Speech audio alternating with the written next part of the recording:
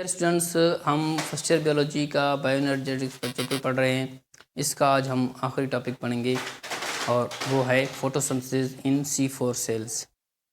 Photosynthesis in C4 cells का मतलब क्या है, किसको कहते हैं, ये इंशाल्लाह हम आज के इस लेक्चर में डिटेल में पढ़ेंगे। तो आपने काइंडली गौर से सुनना है और समझने की थोड़ा सा कोशिश करनी है। तो सबसे पहले इस टॉपिक को समझने से पहले मैं आपको एक स्ट्रक्चर समझाऊंगा, फिर उसके जो मेन पॉइंट्स मैंने यहाँ पर दर्ज किए हैं वो बाद में समझाऊंगा।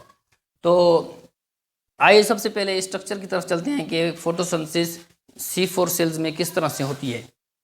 तो फर्स्ट करें, हमारे पास ये एक सेल है, फोटोसिंथेटिक पिगमेंट, इसमें सेल है और इसमें फोटोसिंथेसिस हो रही है और ये C4 सेल है। इसको C4 सेल क्यों कहते हैं ये आगे जाकर मैं उसकी रीज़न आपको बताता हूँ।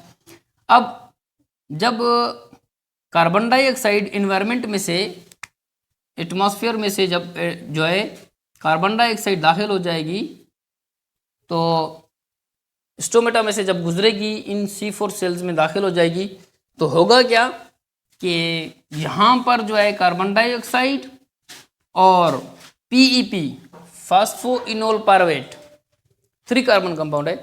तो ये क्या करेंगे, आपस में रिएक्शन करेंगे। और कौन रिएक्शन करवाएगा? एंजाइम कार्बोऑक्सिलेज। कार्बोऑक्सिलेज एंजाइम की मदद से एनवायरनमेंट की जो कार्बन डाइऑक्साइड है वो स्टोमेटा से गुजर कर जब आएगी तो फास्फोइनोल पायरुवेट और कार्बन डाइऑक्साइड का आपस में रिएक्शन करवा देगा कार्बोऑक्सिलेज, और इसके नतीजे में 4 कार्बन कंपाउंड बन जाएगा जिसको हम कहते हैं ऑक्जेलो एसीटेट।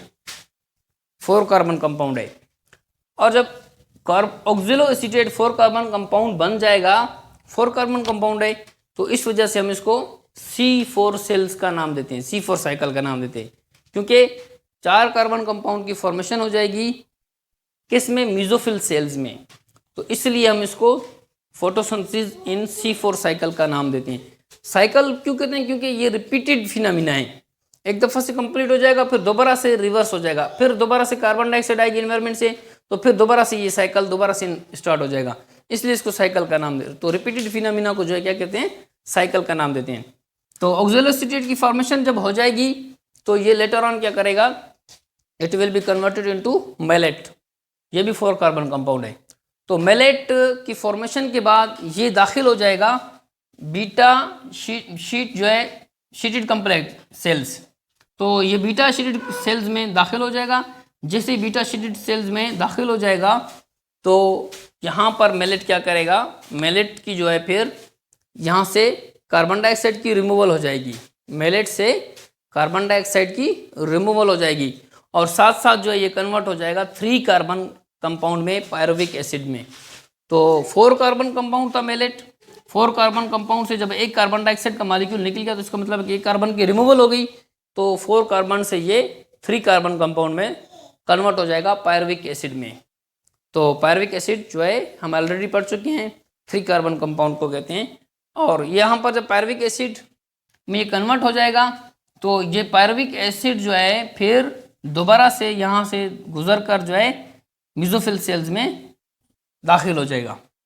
मीजोफिल सेल्स में जब ये दाखिल हो जाएगा तो फिर दोबारा से ये क्या करेगा? कार्बन डाइऑक्साइड, एटमॉस्फेयर की कार्बन डाइऑक्साइड और फास्फोइनोल पायरुवेट में जो है ये मिलकर कम्बिनेशन करके दोबारा से ऑक्जेलो एसीटेट की फॉर्मेशन कर देगा। इस तरह से ये साइकिल चलता रहेगा जब तक कार्बन डाइऑक्साइड इन्वायरमेंट से मीजोफिल सेल्स में दाखिल होती रहेगी, तब तक ये साइकिल जो है चलता रहेगा। इसीलिए इसको साइक्लिक फिनोमिना भी कहते हैं। और क्यों कहते हैं C4 साइकिल? क्योंकि यहाँ पर 4 कार्बन कंपाउंड की फॉर्मेशन हो रही है ऑक्जेलो एसीटेट, इसलिए इसको C4 साइकिल का नाम देते हैं। तो इसके बाद कुछ और भी चीज़ें यहाँ पर हो रही हैं। आप जब देखें कि मेलेट जब कार्बन डाइऑक्साइड की रिमूवल कर रहा है और पायरुविक एसिड की फॉर्मेशन कर रहा है 3 कार्बन कंपाउंड, तो कार्बन डाइऑक्साइड जो है बीटा शीटेड सेल्स में क्या करेगी?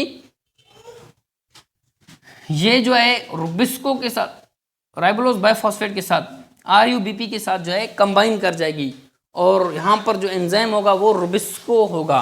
रुबिस्को इसको कहते हैं, इस एंजाइम को। ये रुबिस्को एंजाइम की मदद से कार्बन डाइऑक्साइड जो कि मेलेट से रिमूव हुई थी ये और RUBP के साथ जब मिल जाएगा राइबोलोज बाइफॉस्फेट के साथ तो ये फॉर्मेशन कर देगा फास्फोग्लाइसर एल्डिहाइड की। यहाँ पर जो है फास्फोग्लिसरॉल्डिहाइड की फॉर्मेशन हो जाएगी और फास्फोग्लिसरॉल्डिहाइड की फिर बाद में रिडक्शन हो जाएगी और ये ट्रायोज में कन्वर्ट हो जाएगा, 3 कार्बन कंपाउंड में कन्वर्ट हो जाएगा, ट्रायोज बना देगा और ट्रायोज फिर क्या करेगा, फिर से जो है राइबोलोज बाइफॉस्फेट RUBP की फॉर्मेशन कर देगा और यहाँ से शुगर की फॉर्मेशन भी हो जाएगी।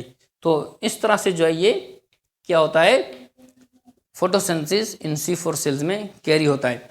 तो दोबारा से फिर ये शुगर जो बनी है, जहाँ पर जो राइबोलोज RUBP बाइफॉस्फेट जो बना है, ये और कार्बन डाइऑक्साइड दोबारा से मिलके इस तरह से फास्फोग्लिसरॉल्डिहाइड बनाएंगे। फास्फोग्लिसरॉल्डिहाइड जो इस तरह ट्रायोज बनाएगा, ट्रायोज फिर से जो है शुगर और राइबोलोज बाइफॉस्फेट की जो है फॉर्मेशन कर देगा। इस तरह से ये साइकिल भी इस तरह यहाँ चलता रहेगा। तो ये था हमारा क्या आज का जो topic, photosynthesis in C4 cells, जो स्ट्रक्चर में आपको मैंने समझा दिया। अब अगर हम पॉइंट्स को डिस्कस करें तो ये आज इजीली आपको समझ में आ जाएगा। तो आइए देखते हैं पॉइंट्स जो है हमारे पास।